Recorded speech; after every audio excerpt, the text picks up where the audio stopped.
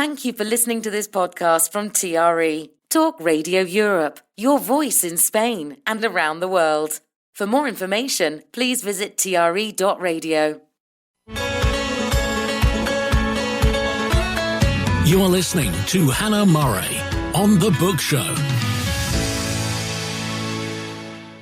Joining us on the line now is Chris Dresser. He immigrated to South Africa as a child and attended the same school as Wilbur Smith. He spent his working life in the film and television industry, starting back in Britain with the BBC in London, then ITV in Birmingham, where at the time he was the youngest studio manager in Britain.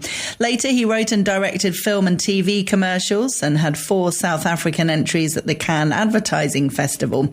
He also wrote, directed and produced documentaries, winning 8 international awards. He then concentrated on writing screenplays and had 6 feature films and 7 television series screened. He's currently obtaining finance for an action-adventure movie that he's written and will be co-producing. He's with us on The Book Show to talk about his new novel, Surviving Treachery. It's the final part of the critically acclaimed WillJohn Trilogy, a gripping read set against the unspoilt scenic wonders of South Africa's magnificent fold mountains, whilst documenting some of the darkest parts of South Africa's history. Welcome to The Book Show, Chris. Thank you. Great to have you with us. So what a fascinating and varied career it sounds like you've had in film and television. I've led a very interesting life, let's put it that way. Quite an exciting life, really. Yes. Yeah. So how did you get into film and television? What happened first?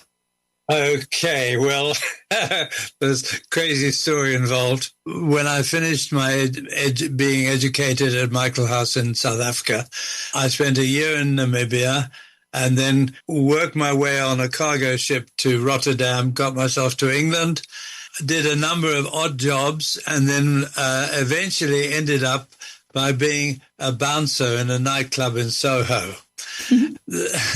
I was quite a good sportsman, particularly with rugby and also boxing. I then had to chuck out a Canadian guy one day, and he said to me, he came back in and apologized, and he said, "Listen, you're South African. Do you play rugby?" I said, "Of course I do."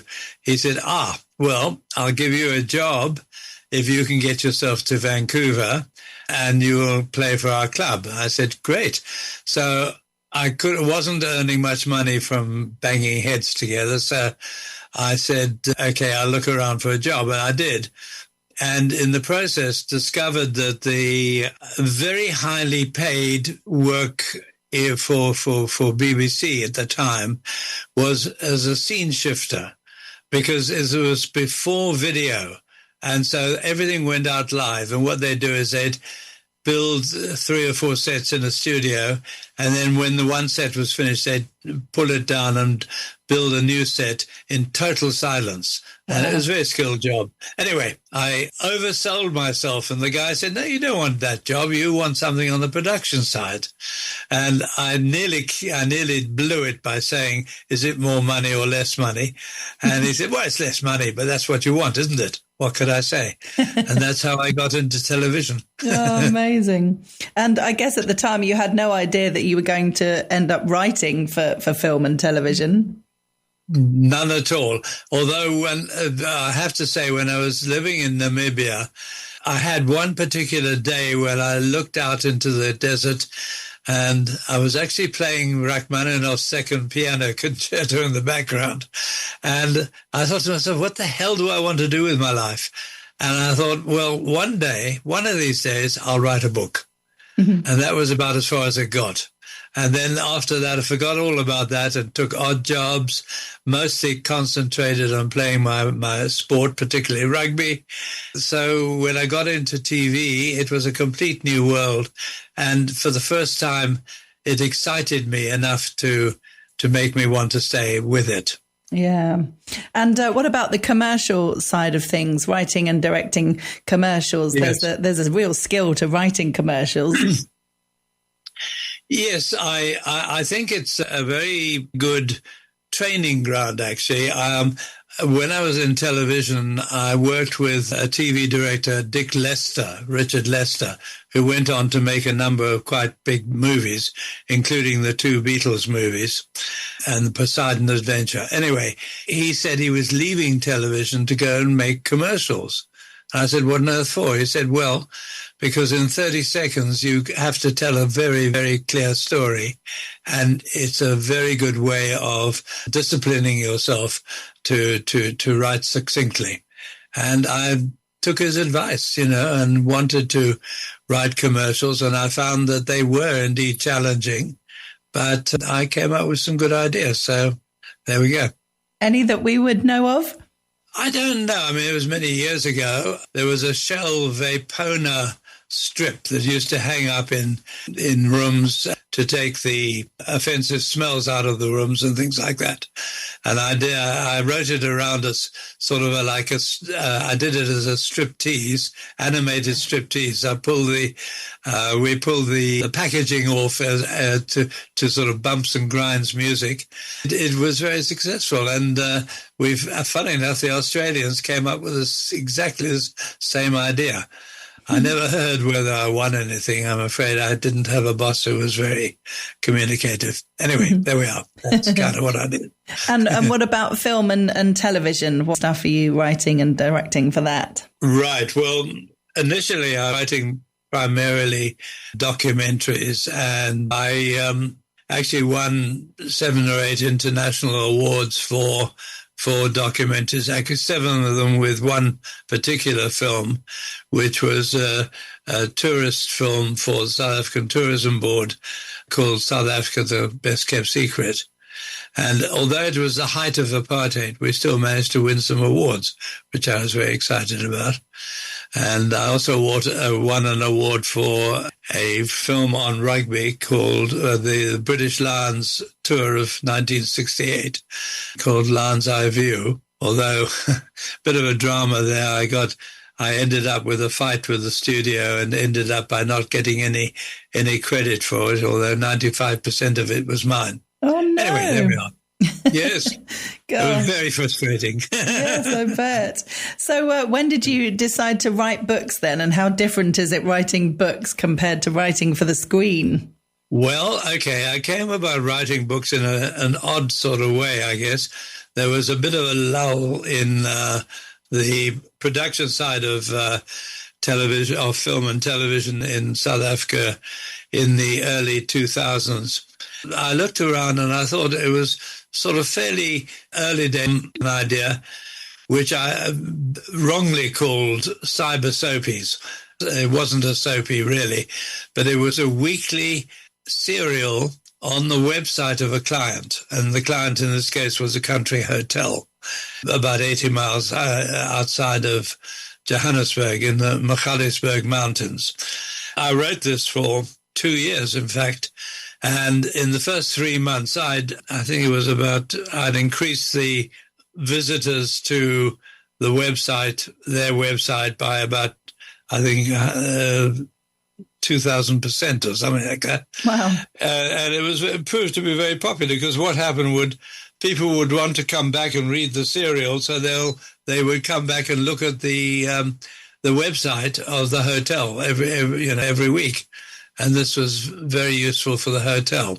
Anyway, the reason for telling you all this is, at the end of the year, I realized I'd written an entire novel, and the end of the second year, I'd written 2 novels. So many years later, when I had already left South Africa, come back to Britain, I then edited them and translated them into novel form.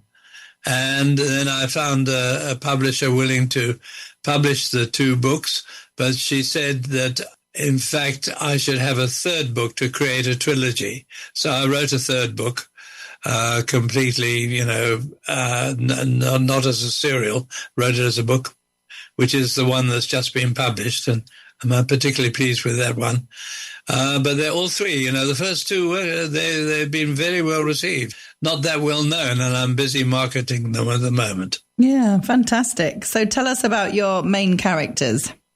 Okay, well, for fairly commercial reasons, I decided to have the main character, a chap called Ed WillJohn, an American. He qualified as a mining engineer, although he came from a super wealthy family in the States. But he didn't want to go into the family business. He wanted to have the outdoor spaces and the excitement of the life in somewhere like Africa. So he got himself a job with a platinum mine in Africa, which is just down the road from the mountains where this country hotel is located. In fact, the richest platinum mines in the world.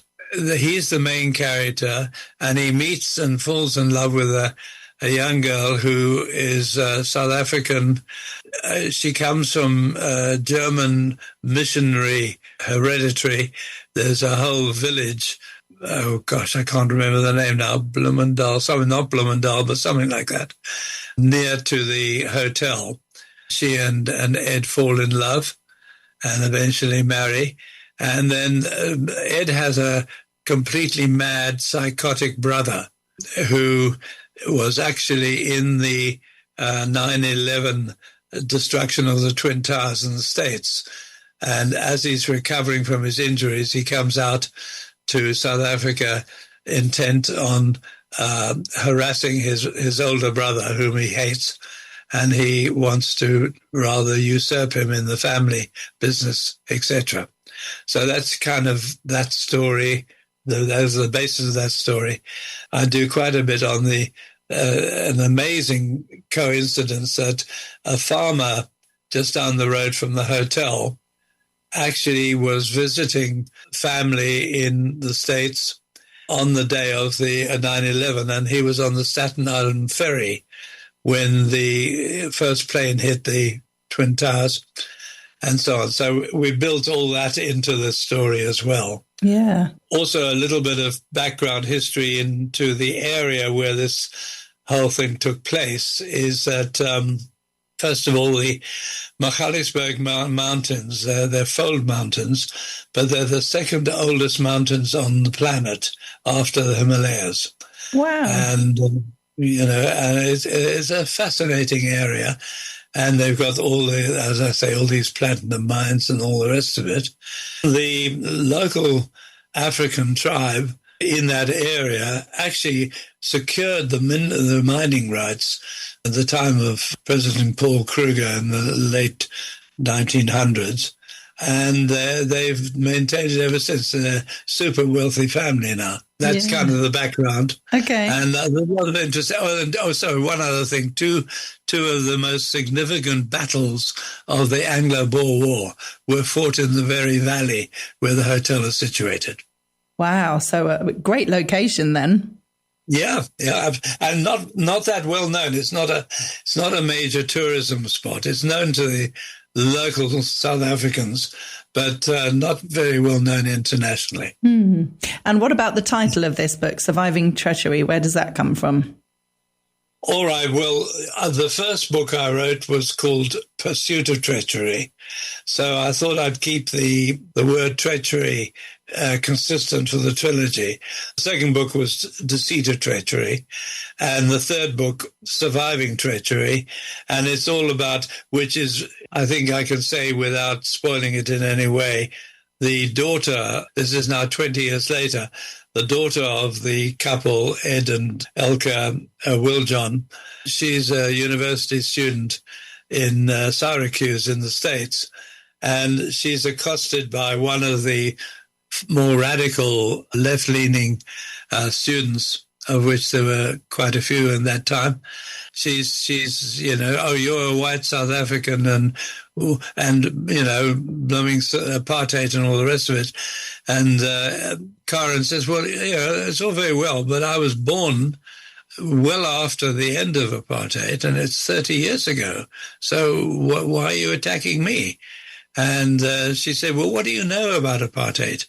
And this pushes a button with Karen, who realizes she doesn't really know that much about it.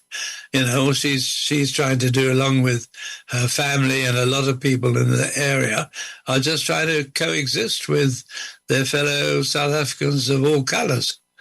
And anyway, so when she comes back to South Africa for a holiday, she actually decides to find out more about the apartheid years, which she does in an unusual way. And then in the meantime, we introduce the factor that because her father is a very wealthy man, not generally known, but this criminal has found this out, and he decides that he's going to kidnap Karen, which eventually this happens. So that's the basis of the story. So how does it feel that it's finished now, the trilogy? Are you already missing it or looking forward to the next project?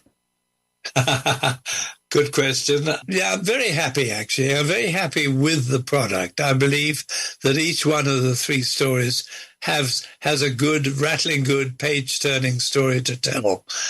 And also giving a little bit of background. What I did try and avoid was I didn't want to get into a heavy political stuff in South Africa because so many books have been written about it, and you know they're revealing the horrors of apartheid, which was in fact a terrible system.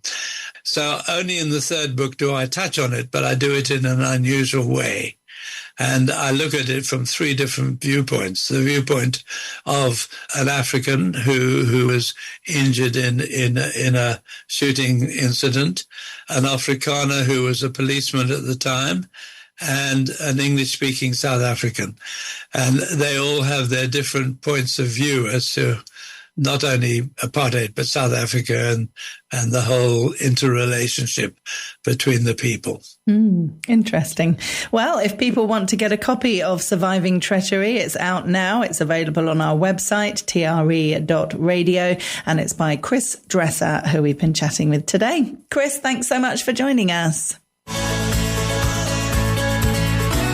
The Book Show with Hannah Murray.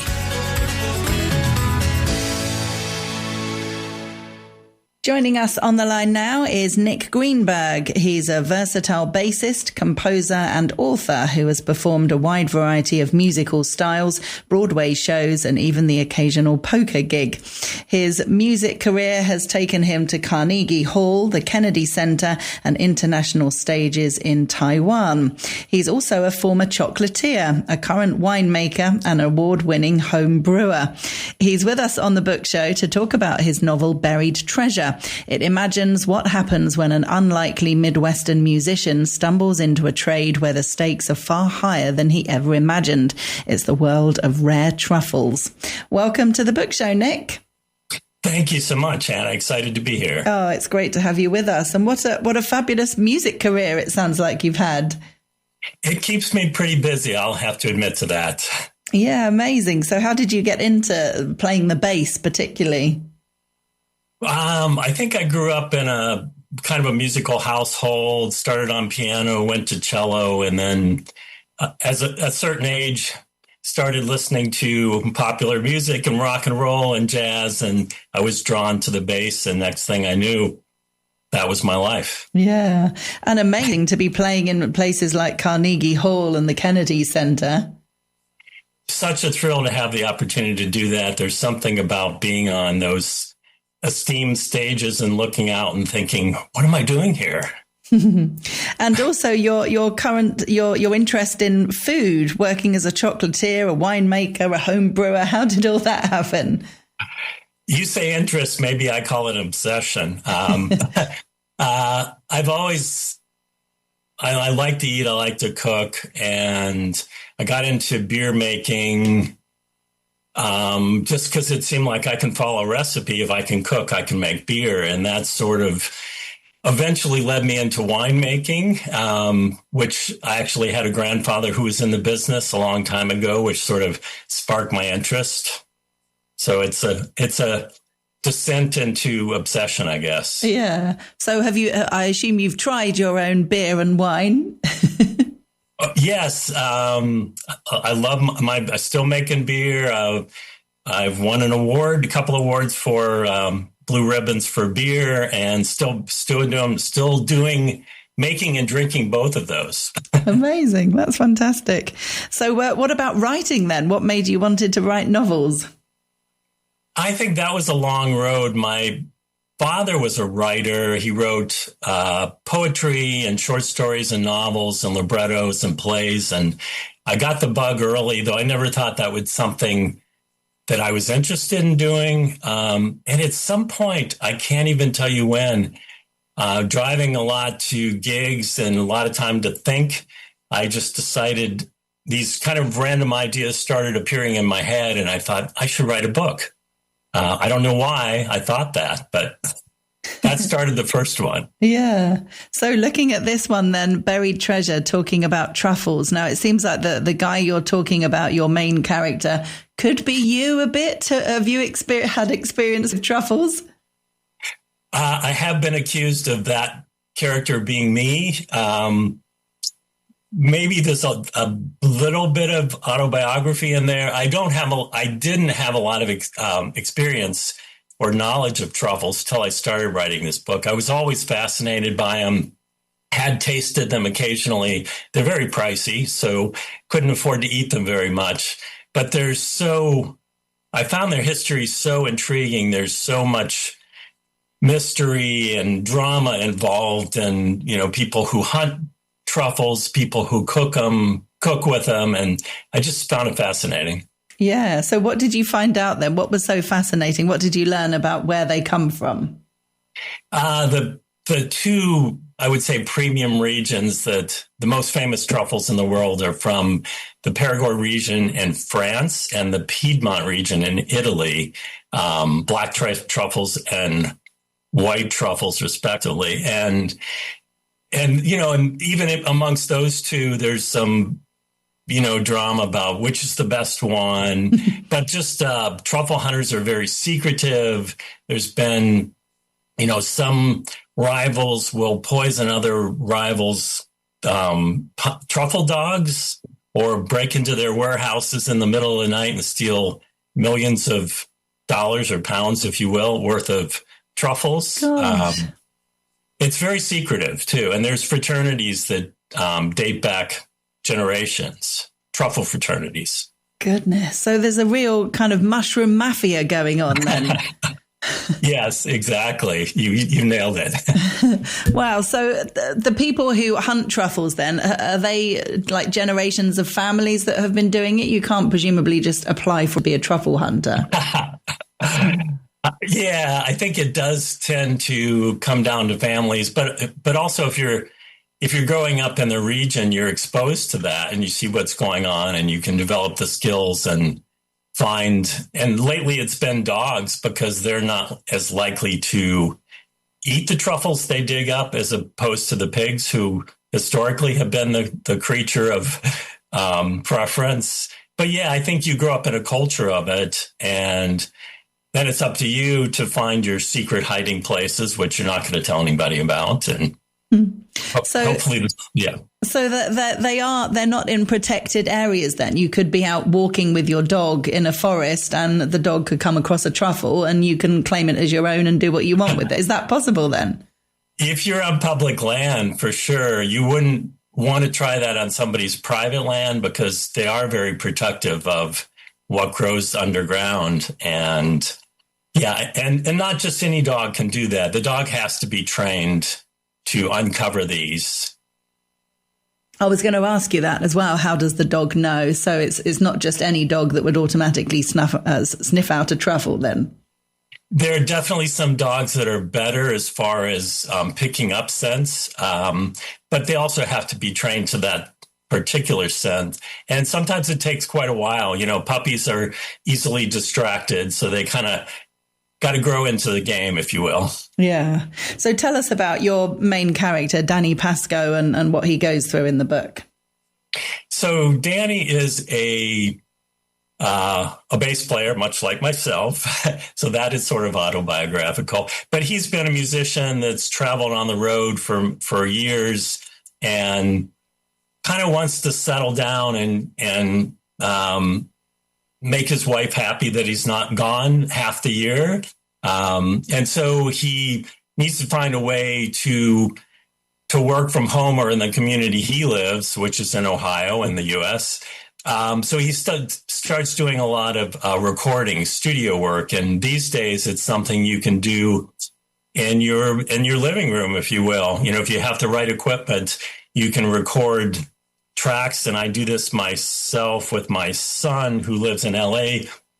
I record tracks and send them to him, and he sends them to me. But anyway, Danny, the character, is doing this, but he also doesn't feel quite as fulfilled not working with live musicians anymore, and just feels isolated. And his dog, I was going to say, when he discovers truffles growing in the woods behind his house, it's almost like every time he uncovers one, he discovers this new muse that sparks his musical creativity, which is kind of mystical in a way. Mm-hmm. Yeah. And so how does he end up in the forest? How does the truffle industry come into it? Well, so the truffles he finds, he discovers later on, were originally planted, if you will. The person who owned his farm before him was an Italian farmer who brought these spores over when he left Italy. And somehow all the soil conditions were right for these truffles to thrive.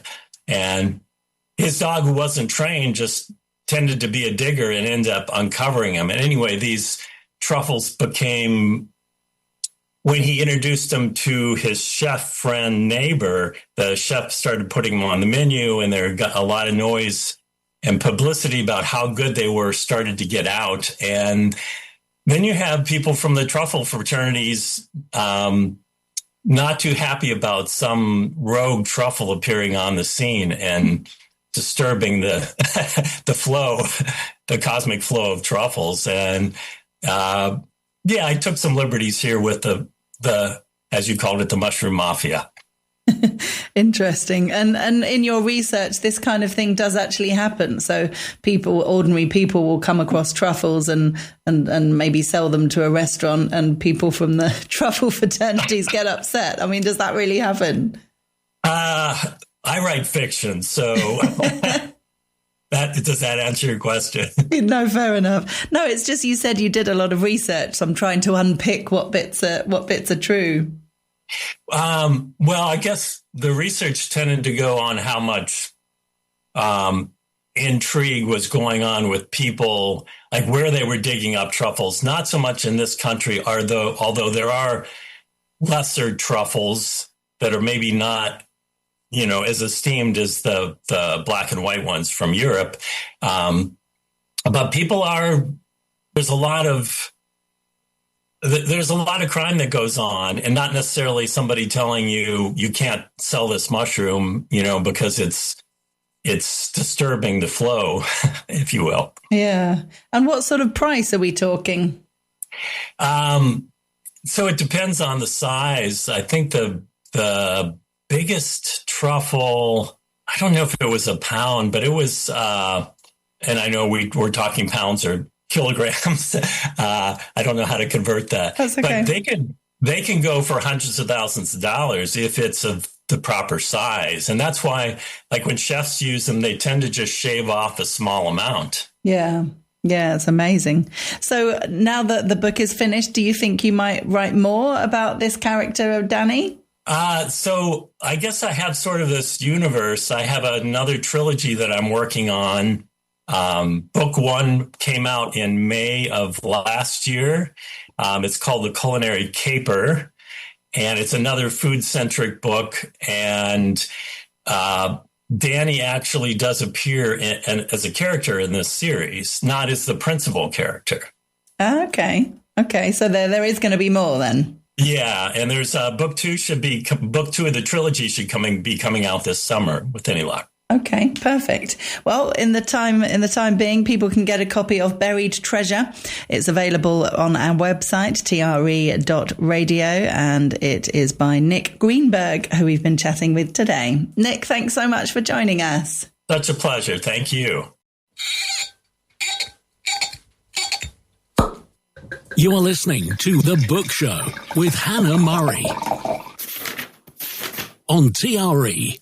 Joining us on the line now is Sue Chang. She's the daughter of a former reluctant student Red Guard leader. Her short stories have won or been shortlisted for various awards, and her fiction has been nominated for a Journey Prize and a National Magazine Award.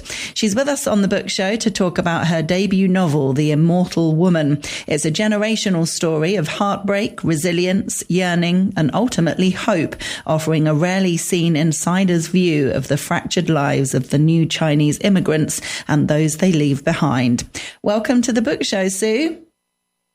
Thank you so much for having me, Hannah. Oh, it's great to have you with us. And what a fascinating story. So was some of this inspired by your family history, I assume?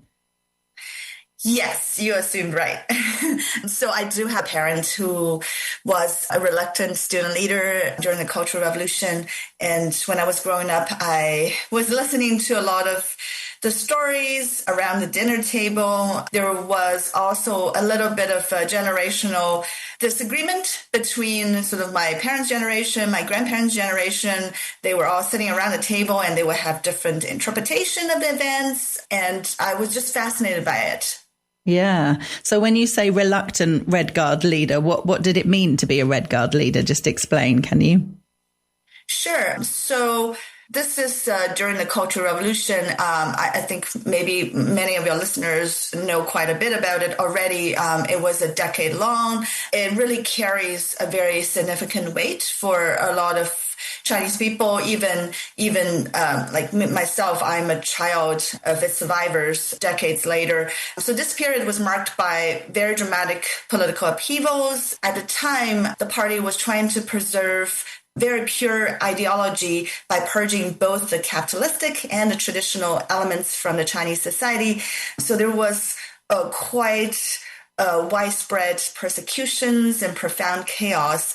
So at the time, there was this group of youth called the Red Guards, and typically they are in their teens. So it would be around high school, middle school age. And they are the loyal foot soldiers of the Cultural Revolution. They're extremely loyal to Chairman Mao, and they were supposedly in school, but they saw a lot of chaos. Often they will, what we call, have these political struggle sessions against their teachers, because teachers are the intellectual class. And one of my parents was a regular leader, but was very reluctant because really didn't want to beat up the teacher and really used this opportunity to protect the teacher during that time. So it was a very intricate position to be in. Yeah, must have been fascinating hearing their stories then and their memories of that time. Yeah, absolutely. Yeah. As a child, I was so fascinated, but the textbooks I had at school, they were semi-portraying the period without giving a lot of details. And some of the details were not jiving very well with the stories I hear at home privately. So that just intrigued me even more. And after I became an immigrant in North America, I was able to really read a lot of the materials that were not available to me when I was a child. So I really did a lot of research over the years before I sat down to write this book. Yeah, it's fascinating, isn't it, to think what we're taught in schools. You know, as a child, you obviously believe everything you're taught in school and assume that you're being told the whole story. But I think a lot of people will know from different parts of the world, depending on where you grew up, that the history you're taught can be very different. Absolutely. Yeah. That's not a unique experience. Like you said, yeah, a lot of countries probably have suppressed the information they're given to their people. And yeah, certainly that's the case here as well. Yeah. So were you quite surprised with the research that you did in what you found out, or do you feel you got quite a big picture and understanding from your parents? I do think I got very good information from my parents, and not just them, their friends, acquaintances, and the research mostly just verified and affirmed a lot of the understanding I already had. I did uncover more shocking history than what my parents could tell me. There's certainly more brutal persecutions in certain parts of the country. And that's the kind of thing we definitely could not see when I was growing up in mainland China. So there was definitely supplemental material arising from the research, but very much thematically it affirmed what I already knew as a child. Yeah. So can you tell us about your characters? Sure, yeah. So this book mainly follows a pair of mother and daughter. So the mother character, LeMay, she is the daughter of a first-generation communist revolutionary. So the book opens during her youth. It was the 1960s, and she is a very beautiful girl, very bookish, compassionate, and also she's quietly rebellious. And it was not a good thing back then to be rebellious, but she was a rebellious child. So she reads a lot. She picks her friends based on characters and common interest instead of political classes, which is also a very dangerous thing to do. She's very tough, never shy away from a necessary fight. Yeah, so the book opens with her family drama. Her parents are about to undergo a very difficult time, and she also has a brother who is really a loyal foot soldier of the revolution, and he shows little interest in books and refined culture, so they had a lot of conflicts during that time. So that's the mother character. And then the second part of the book introduced a daughter character, and the reader will have to find out by themselves how the daughter character even came about. But LeMay had a daughter, and by that point, she has gone through a lot of trauma because of the politics, and she has very much lost hope for the country she is in. So she really wants to send her daughter to the West, and she become quite radicalized in that idea as well. So the daughter grew up with this single mother, and she had this mission to become a true American one day. Eventually, she did leave China and arrived at an American university, and turbulence ensued because obviously she didn't have the right mindset. She sort of abandoned her Chinese suitor. She tried to erase her birth identity. In that process, she realized, all this myth her mother fed her was only a myth as well. She encountered various difficulties, including some implicit racism. So eventually the mother and daughter went back to sort of on the same page and start to understand what happened to them and how they can reconcile with their past. But to get there was a lot of conflict between these two generations, because another twist in the book is the mother was also slowly dragged into this nationalistic perspective as she aged without the daughter around her. And she started to see a different perspective. And, you can say she was being really brainwashed again in her late age. And that stunned the daughter. So it's actually quite a realistic tale. I see a lot of people in my parents' generation do go through that quite unbelievable arc in their life, in their thinking. So yeah, that's all reflected in this story. It's quite a long epic. Yeah. So does it look at generational trauma then, things that were passed down from the mother to the daughter? Yeah, absolutely. The daughter is very much inheriting the generational trauma from the mother. She has no choice. This is one single parent who brought her up. It only takes her self-journey in the West for her to discover part of that is very biased. Part of that needs to be relearned. Yeah, but she definitely grew up with all that trauma the mother was carrying without any way to reconcile. Yeah. So do we find out about the grandmother as well? So the grandmother and grandfather, they both make an appearance in the first part of the book and a little bit later as well. Yeah, so they sort of form the background of the starting point of the story, which is they are both first generation communist revolutionaries. So they were the reason why, this party was in control, right? So they had a lot of loyalty to the system, but at the same time, they were considered part of the entrenched establishment by the time of the Cultural Revolution. So they had to be purged as well. So that itself was also part of the generational trauma that LeMay had to endure and to some extent pass on to the daughter character Lynn as well. Yeah. And even though this is fiction, is some of it sharing your story and your mother's story? Yeah, like I said, it's definitely part of it is drawing from my own family story. I mean, this is fiction, so I was able to really delve into a lot of the difficulty parts and a lot of the things my parents would not tell me either. I think during research, you see there's a pattern and there's a common story among people who went through that process, but my parents would not give that level of detail, partially maybe to protect me and partially they just want the past to be the past, So I was inspired by the stories, but a lot of details either came from the research or came from, I would say from the research as well. Yeah, but I think that trajectory very much was reflective. Yeah. And having written such an epic novel, what's next for you?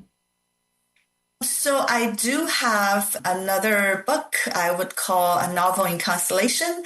It's written in a more linked short story type of format, and that is in the works. And I am almost towards the end of the current fourth draft. I don't know if I can say too much about it, but this one also has a contemporary component, has a historical component. That seems to be how my brain works, because I see the deep connection between the two. This one, the historical part goes back to the World War II front in China, and the contemporary part goes even further to today with a little bit of AI influence as well, as in the characters were impacted somewhat by the AI revolution. Yeah, it's in the works. So knock on wood, maybe we'll see the light of day in a few years. Exciting. Well, before that, listeners can get a copy of The Immortal Woman. It's available on our website, TRE.radio, and it's by Sue Chang, who we've been chatting with today. Sue, thank you so much for joining us. Thank you so much for having me. This is such a pleasure. Thank you.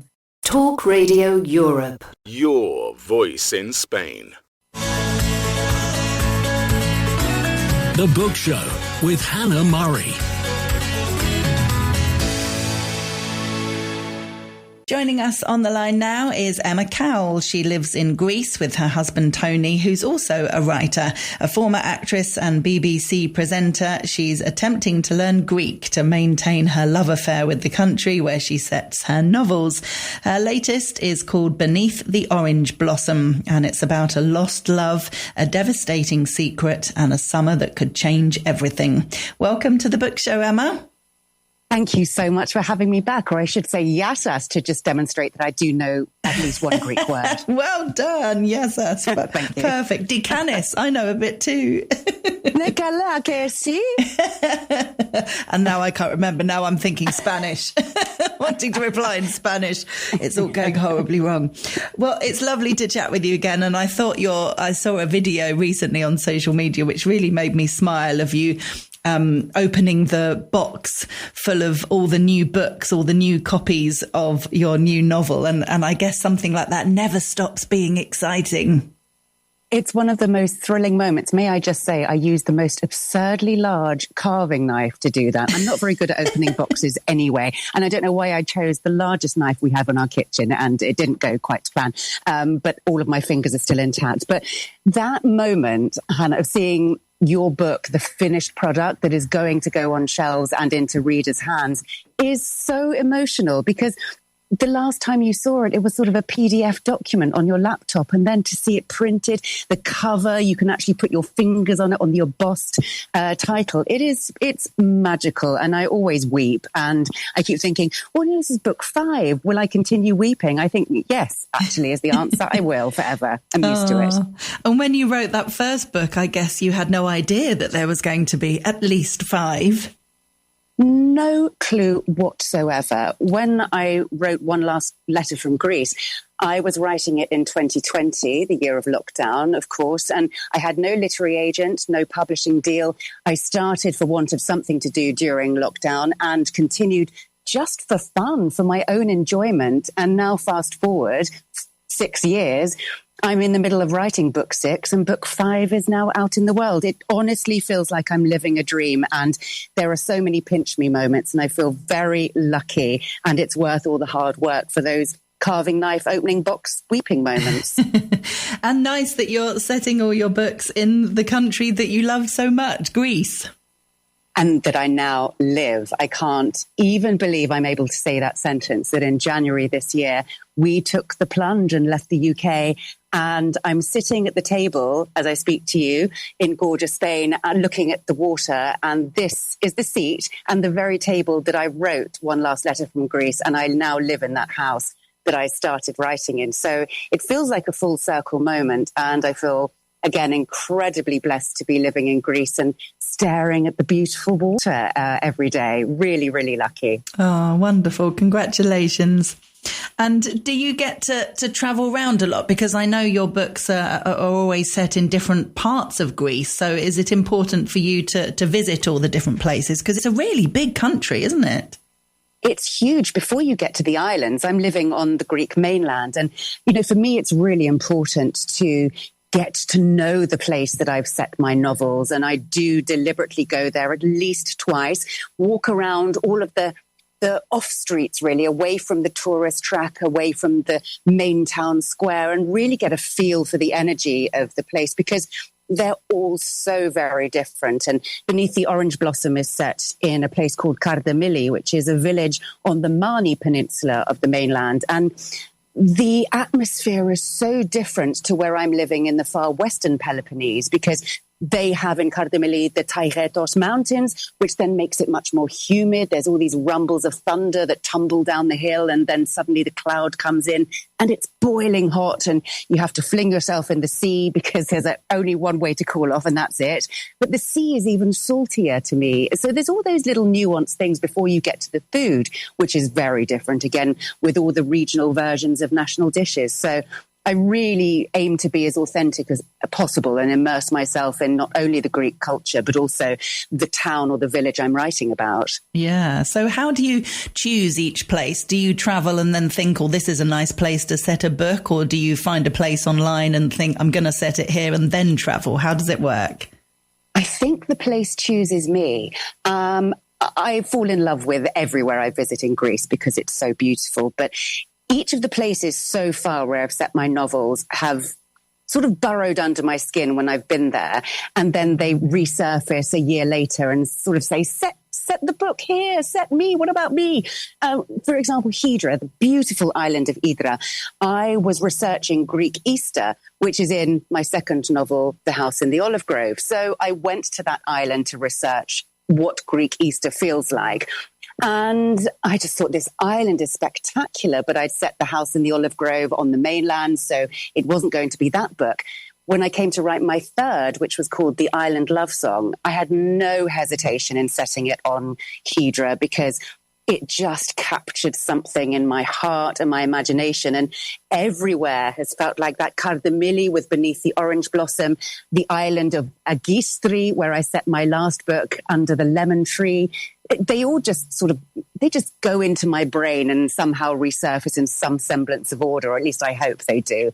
They have again for book 6. So I'm setting it around Navarino Bay on the mainland, which isn't far from where I live. So again, it's another place I know really well. But there are bits of Greece that are so irresistible to my imagination that I just have to set them in places I love. Yeah, lovely. And you mentioned food earlier, different types of food that might be available or specialising in different parts. So this current book, Cardamilli, being set there, is there particular food that you tried there that maybe isn't available in other parts of Greece, or? Yes, there's different versions of dishes that a lot of people will be familiar with.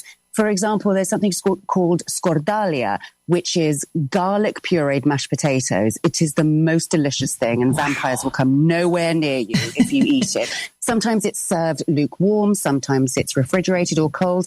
And in different regions of Greece, they make it sometimes with almonds, they make it with breadcrumbs, and some make it with potatoes. And in Cardamilli, another dish that is particular to them, they have a potato and orange salad. They have a specific salted pork. And the mountain greens, it looks like a pile of spinach, but it's called horta, which are wild mountain greens boiled, and then tons of olive oil and a big squeeze of lemon. They have varying degrees of bitterness depending where they've been freshly harvested. And with the Tigretos Mountains, you have these beautiful array of wild greens that people pick and then boil up and serve in their tavernas. So yes, I do the legwork in the tavernas on behalf of everyone who reads my book. It's a very hard job, but I am prepared to do it in the name of research. Oh, amazing. That all sounds wonderful. It's made me very hungry. So tell us about your characters then in Beneath the Orange Blossom. So we have Ellen and Penny. They're in their early 50s, and they've been best friends since they were 11. When they were 18, they went on a teenage post-school road trip to Greece, and Ellen fell in love, deeply in love, with a Greek man from Cardamilli called Alexandros. And then a huge something happens. It's very hard to talk about this book without spoilers, so I'm going to try and do my best. But Ellen returns to England without saying goodbye to him because she's forced into keeping a secret. And the years go on, and Ellen and Penny are still best friends, but their lives are very different indeed. But they continue their friendship, perhaps more out of duty to their history, really, than actually having much in common anymore. And Ellen is at a really challenging part of her life that she's been widowed for 2 years. She had a pretty grim marriage, and Penny suggests that they recreate their teenage road trip to Greece. Why not? It sounds marvelous in principle, but over that stretch of decades, they have both changed so much they're not quite sure if they like each other anymore. Plus, they're hiding secrets from one another, and they sort of fall back into their own routine of how they were 30 odd years ago, which doesn't quite sit well with Ellen anymore. So there's a lot of push-pull, a lot of self-discovery, and a lot of healing that needs to be done in beautiful Cardamilli. And perhaps an uncovery of that lost love that Ellen had been hankering for decades. Yes, it's a funny idea, isn't it? The idea of going back to somewhere that you loved and have amazing memories from decades before with the same person and trying to recreate it. I suppose the reality is it's never going to be like it was.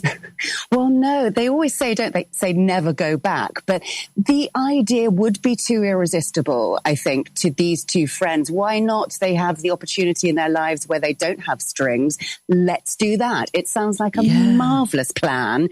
However, I think if you think, Anna, about how much you changed from the age of 18 through the years, the ups and the downs, the priorities that shift and pull, they don't always align with the person you've been best friends with, perhaps since you were 11, then went on holiday with when you're 18. You may have different ideas about what relaxation looks like, what fun looks like. You might want to do your own thing and not be bossed around by your bolshy best friend anymore. So there is all of that, which for fiction is a very rich vein to tap into. Oh, yeah, for sure.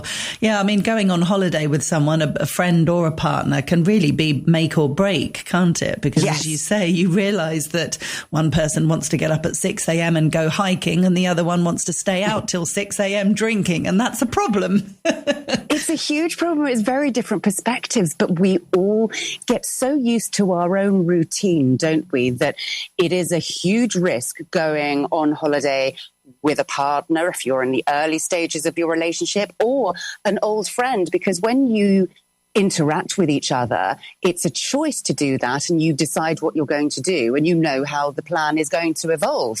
When you have a week, 2 weeks or more of everyone, somebody has to make a decision at some point what everyone's doing that day.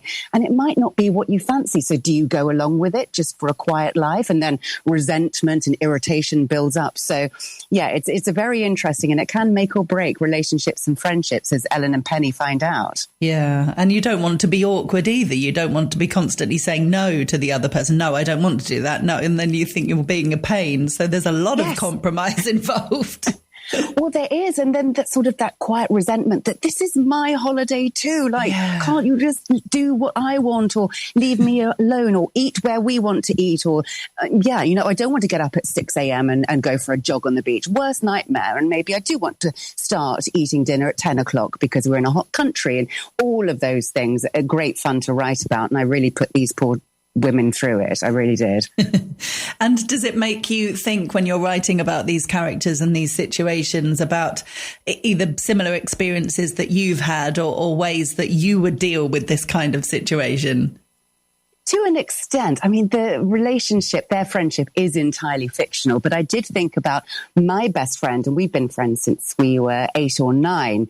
And just thinking of how much our lives have changed. She has 2 children. I don't have children. We live now in different countries, but we lived on opposite coasts of the UK when I lived in Cornwall. And I'm very lucky that anytime we see each other or speak to each other, it's like putting on old slippers. It's like we saw each other yesterday, even if 6 months, 8 months go by.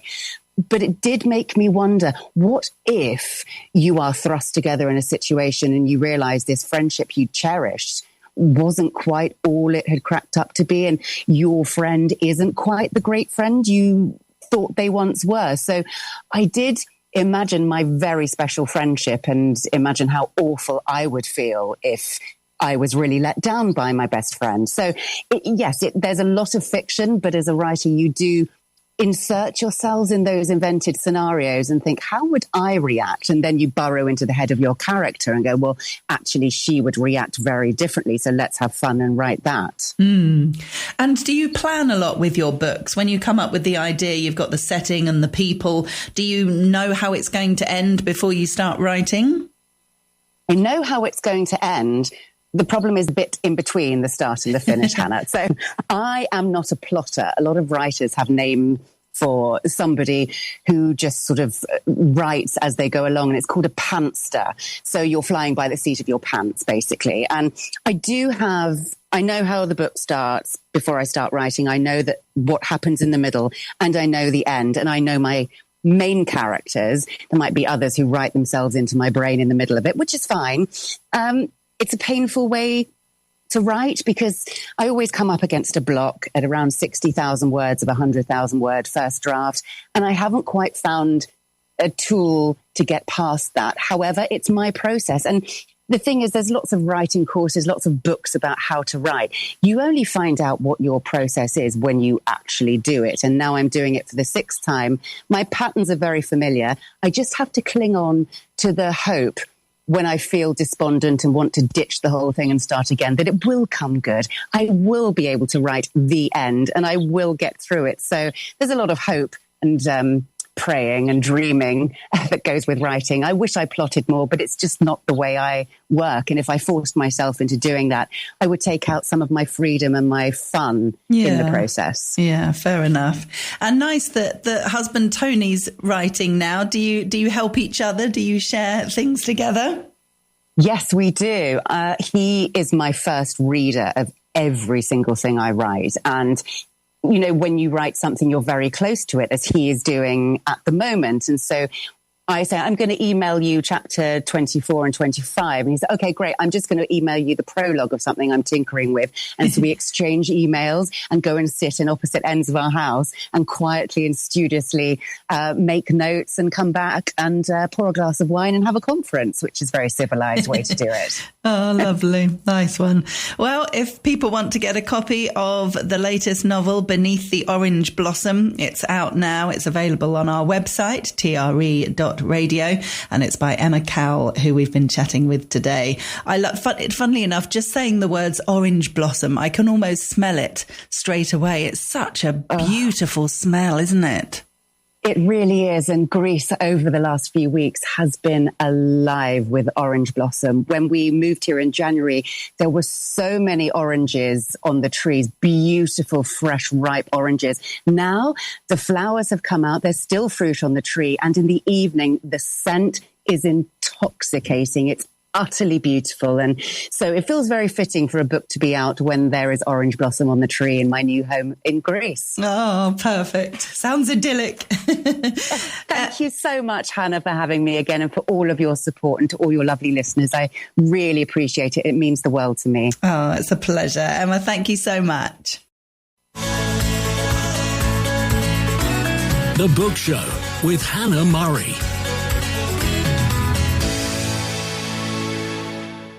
Joining us on the line now is Sharon Agar. She grew up in Hampshire and later moved to the US to attend Yale. After business school, she worked in a variety of fields, including both finance and not-for-profit. Her life took a major turn when she was diagnosed with a potentially fatal lung disease, and over the next 2 years underwent 2 lung transplant operations. She's with us on the Book Show to talk about her latest novel, The Fragile Breath, which is based on a true story. It's a heartwarming and often humorous story following Fiona Copeland, a 40-something New Yorker, as she uproots her entire life in pursuit of a cure after developing a terminal disease, and ends up finding much more than a new set of lungs. Welcome to the Book Show, Sharon. Thank you. Well, it's great to have you with us, and my goodness, what a story. Can you just tell us a bit about you and your experience with these lung transplant operations? Of course. So really, as the preliminary thing that you read says, it was a shock to discover that I had this lung disease that was going to kill me within 5 years. That was the bottom line. And it's called IPF, interstitial pulmonary fibrosis, and it creates scars in the lungs. And that keeps progressing until basically you can't breathe anymore. You die of suffocation. Oh, gosh. So it's very unpleasant. And my mother had it. So I knew exactly what was coming. I had 3 kids at the time. I still do. As things kept going, I was put on all kinds of protocols and medical things, this and that.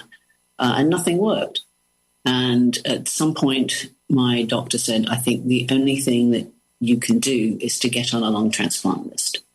So everything from the book is taken either from my immediate experience or peripheral experience, except for the characters and there's a hefty dose of creativity that went along with it. So I didn't want to base it on my exact experience, in part because I couldn't write it as such. If I were just, people were saying, do a memoir, you've had so many incredible experiences through this. And I sat down and tried to write, and I just would start to burst into tears. Oh. Couldn't do it. The trauma was so deep. I had a particularly difficult transplant, so it wasn't even as awful as it sounds. It was even worse than many people's experiences are. Or many people's experiences are also that bad. It's a very difficult procedure because lungs are extremely fragile. I don't know if there are any cooks around you, but lungs are sort of floppy, and they're also exposed to the air, obviously, by definition. So it's not as though you can transplant these organs cleanly and easily like a heart. I'm not saying heart transplants are easy, but these are worse. So it makes the whole experience of even finding an organ that works much harder. Yes, gosh. Yes, I was going to ask you how the transplant list works, because getting on a list, presumably any kind of transplant list, you're never guaranteed that you're going to get an organ in time, as it were. So how does it work? So in the US, my transplants were in the US, UNOS is an organization that monitors organ transplants throughout the country. And their mission is to preserve life as best they can. So you basically have to wait until you get sick enough that you reach the top of the waiting list and find a match by body size and blood type before, you're lucky enough to get an organ. And people die on the transplant list all the time, every day. Every day people are dying. Part of the book was explaining the process, trying to give an inside snapshot on what happens, because like any serious, potential fatal disease, it affects not only the person going through it, but also their families, their friends. It's this huge wave of people who have to come in to help one way or another and support the person when they hopefully do get the organ in the end. And the fact that we said at the beginning 2 lung transplant operations, yes. Does that mean that each lung came separately then from different people? They can. They didn't in my case. Well, they did ultimately. So I was supposed to get a double lung transplant, so both lungs. And at the last minute, they determined that one of the 2 was not viable. It just wasn't strong enough, healthy enough to be transplantable. So I got the one. And then 2 years later, I started to get sick again. I picked up a virus, actually in London, and I was in Amsterdam at the time. They sent me home to go back to my original transplant hospital and said, sorry, we can't fix you. Try again. And I got then a pair of lungs. Wow.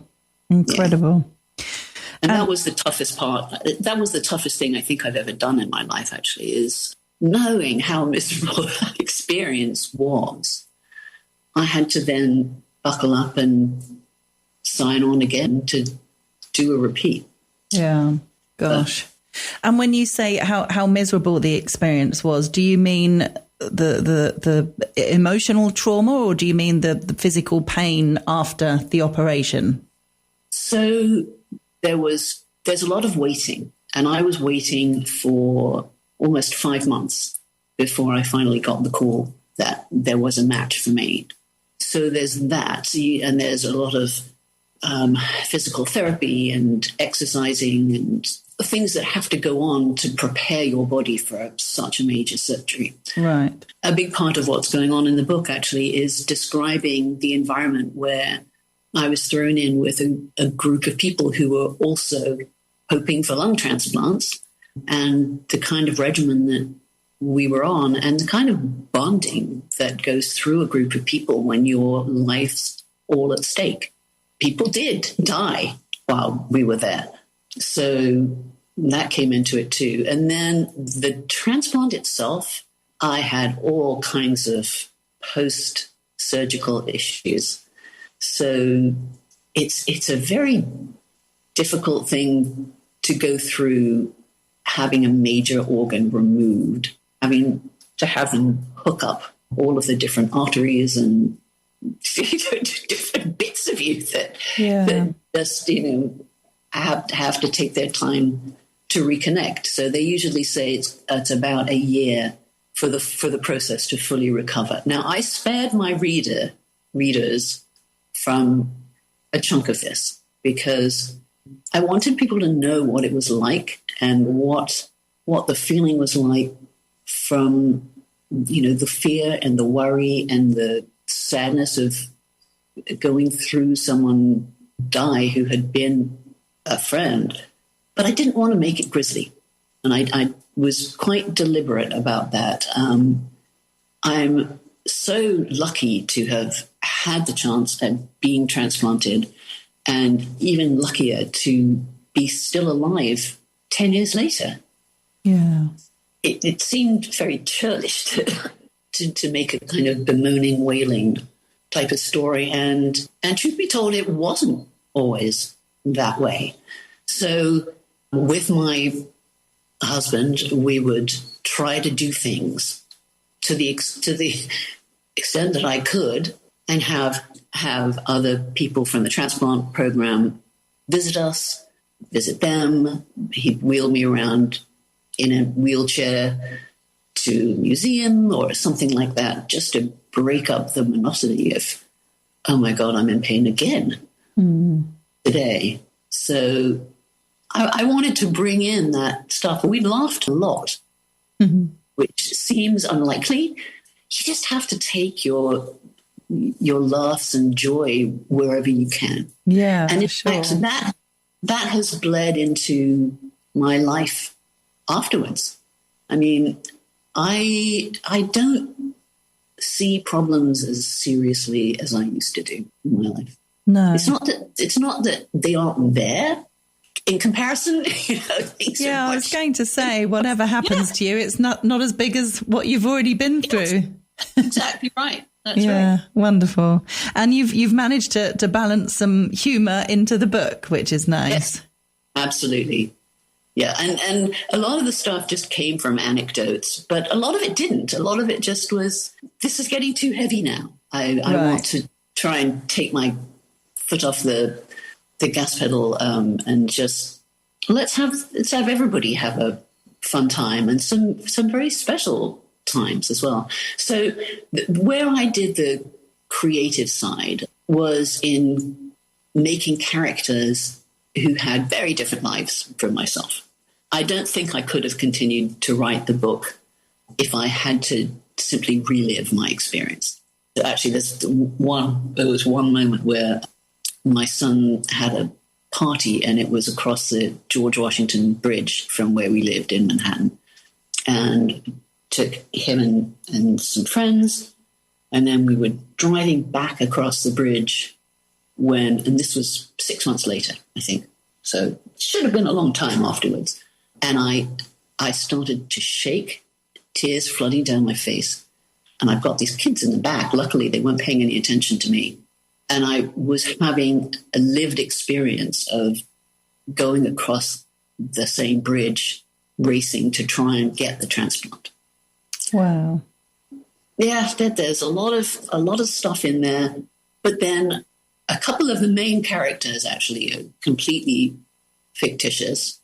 And that's where I got to have fun and play and give the hero, heroine good things to do. Yeah, nice. So can you tell us a bit about Fiona in the story? Sure. So she had been a manager type at a consulting place, and she had been running a small team, and it's not McKinsey type, super high pressure place, but she had a real career. And then when the lungs got bad, she had to step back from that. So she lost a piece of her identity there. She was married and very lonely because for a lot of her days, there was no one around. She had other people who were working and couldn't take time for her and things like that. So that made it easier for her to decide to do the transplant. Yeah. Because the difference between before and after, there wasn't much before that she was holding on to still. So she lives in Manhattan, and so she hires a caregiver for herself because the lung transplant center that was going to be able to produce the lungs most quickly was 600 miles away from her home. And her husband couldn't go with her for various reasons. So she had to go through this with somebody else as well. And that was a difficult choice, to leave her contacts and friends and husband behind. But she built a different kind of life and bonding with the people in the transplant center and with her caregiver and ultimately their young daughter. So that eventually becomes a real turning point for her, and she she starts to create a reevaluation of her priorities. She'd been a very business-like person and very driven and didn't have time for things that she wanted to do. And through this transplant, she ends up where there are a few of her colleagues who called at one point, and she found herself thinking, well, why do you care so much about this silliness, whether somebody's portfolio goes a minuscule point up or down, and just reevaluates everything. She has a form of religious epiphany. I think that sounds overdoing it, but she starts practicing some different philosophy systems, and that changes her way of thinking as well, and frees her up as well, so that by the time she actually gets the transplant and gets back to her life in New York, her life isn't the same old life that it was. Well, I think people definitely need to read the book to get more of the story. It's called The Fragile Breath. It's available on our website, TRE.radio, and it's by Sharon V. Agar, who we've been chatting with today. Sharon, thank you so much for joining us. Oh, thank you. You're listening to The Book Show with Hannah Murray on TRE. Joining us on the line now is Laurie Gilmore. She's a Sunday Times and USA Today best-selling author who writes small-town romance. Her first novel, The Pumpkin Spice Cafe, won the TikTok Shop Book of the Year Award in 2024. Her Dream Harbour series is filled with quirky townsfolk, cozy settings and swoon-worthy romance. The latest novel in the series, out now, is The Daisy Chain Flower Shop. Welcome to the Book Show, Laurie. Hi, thank you. Thanks for having me. It's a pleasure. Great to have you with us. So tell us about this Dream Harbour series. Well, it's we're 6 books in at this point, which is kind of crazy. But it's a small town, very quintessential New England. It's got a lot of, like I think you said, quirky townsfolk, a lot of busybodies. They're kind of, in each other's business a bit. And each book focuses around a different couple. So it's very romance centered. Yeah, nice. And having your first book win an award and TikTok Shop, I mean, that's such a big thing now. How did that help you with future books? Yeah, I mean, I don't think I would be talking to you if that hadn't happened. TikTok really launched the series with that first book. People really took it and ran with it and were posting about it and sharing it. And it really set things off for the whole series. Like I said, I don't think I would be here right now or would have sold nearly as many books if the lovely folks of TikTok hadn't spread the word. Yeah, fantastic. So you didn't ask them to do that. They're just people that found your book and loved it and wanted to tell other people. Is that how it works?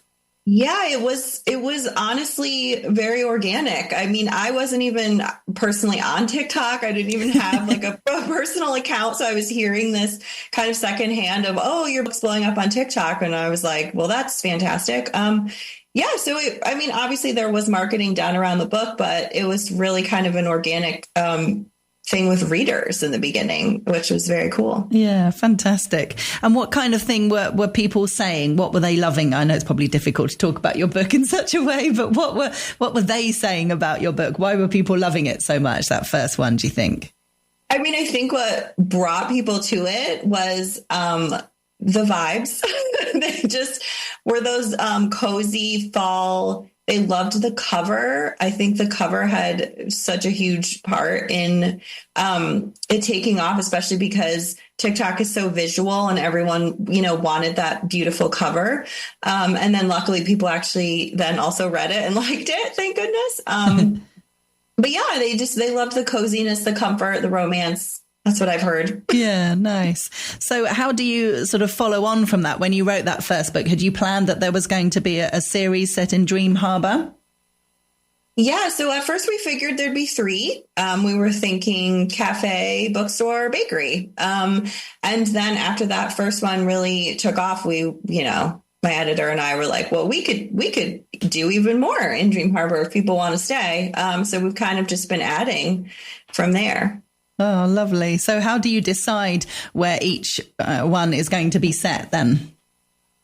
Some of it depends on the season because they are so seasonal. So, like I knew the bakery book had to be Christmas time. That just made sense to me that, we want baked goods at Christmas. So that's a part of it. Sometimes it's just the characters that have kind of shown up in previous books will then get their chance to be the main characters. So that'll kind of lead me to, the bookstore owner was a secondary character in the first book. So then, her book comes next and then we're at the bookstore. So that could be part of it. Or just, whatever I'm in the mood for. So this new book, The Daisy Chain Flower Shop, when is that set? It's spring. It's very springy, like spring into summer. So it's warm. We've got flowers blooming. It's very, really leaning into springtime. The cover is so springy and I'm obsessed with it. It's all yellow and flowers. Oh, nice. And tell us about the characters in this book. So in this book, we have Daisy, who, of course, runs the flower shop because, she's named Daisy. What else is she going to do? And she is coming off of some failed relationships, and the town is starting to think maybe she's a little bit cursed because when her flower shop does flowers for other people's weddings, those people also break up. So she's in a bit of a low moment when we meet her. And then we have Elliot, who's newish to town, and he's very shy. And he's also come out of a bad relationship. So basically, they're both heartbroken in the beginning. They're very hesitant, but they do get themselves into a fake relationship with each other to obviously solve all their problems. What do you mean fake relationship? So when we meet Daisy, her ex has walked into the shop and she simply cannot face him alone. So she kind of grabs Elliot and introduces him as her boyfriend. And they end up agreeing that, yes, they're going to pretend to be together to convince the town that Daisy is not cursed and to convince Elliot's family that he's fine and he's not lonely and sad all the time. So they pretend to date. Great idea. I love it. And do you have like a book of ideas, or do they come to you as you're writing? How does it work? A lot of it comes to me as I'm writing. I'm not a huge planner like before I start, but I read a lot of romance. Romance really leans into these kind of tropes. So a lot of times I will, I'll have my tropes decided in the beginning. So with this book, I knew my characters and I knew they were going to fake date. That's kind of a favorite in the genre. And then, I'm just inspired by other writers. Honestly, I just read a lot of romance. So I know what I like in a fake dating story. And then, I make it my own in mine. Yeah. So that's kind of how it happens. And do you think there's a sort of formula to romance novels or to your romance novels, or does that not need to be the case? I mean, I think there's definitely a pattern that we kind of follow. I think there's fun in breaking the pattern, or, I like to kind of wink at my readers a little bit at like, we all know what's going to happen here. Wink, wink. There's usually, a side character that points out like, we know what you two are up to kind of thing. So that's always fun to play with. And I mean, we all know how it's going to end, but I think that's why people come to romance. They like that comfort. They like knowing that we're going to be all right in the end, even if, we have all the feelings in the middle. So yeah, I think there is a pattern. I think there's things that readers expect and like to see. So, yeah, that's fine. People want to see the journey, and if they're reading a romance novel, they're sort of knowing and hoping that there's going to be some kind of happy ending and everybody's not going to die. That's right. That's right. I personally find that very comforting that we're not going to kill off the main characters. Yes, exactly. Nice. Well, if people want to get a copy of The Daisy Chain Flower Shop, it's out now and it's by Laurie Gilmore, who we've been chatting to. Laurie, you mentioned this is, do you say book 6 since 2024? Yes. Wow. But this is book 6. I know. It's That's kind of really impressive. Are you sleeping at all, or are you writing like all the time? I'm sleeping. I'm okay. Don't worry. Yeah, I'm sleeping. They let me sleep. Oh, that's good. Are you quite structured with your writing? Do you have set hours in the day that you kind of make yourself write, or? Yes. Yeah, I am. There's a spreadsheet involved. Like, I know how many words I have to write per day to get the books done. And I have to force myself basically to be, it's my job. I have to go to it every day, sit at my desk, write the words. But it's good. And in that way, they don't, I'm a pretty quick writer, so it's okay. Yeah, great. Well, the book is out now. It's available on our website and it's by Laurie Gilmore, who we've been chatting with today. Laurie, thank you so much for joining us. Thanks for having me. You've been listening to a TRE production. If you've enjoyed this program, there'll be another episode waiting for you next week, right here on this platform, where you can also access our extensive back catalogue of shows and interviews. For more information on our live programming, social media channels and apps, and how to contact Talk Radio Europe, please visit tre.radio.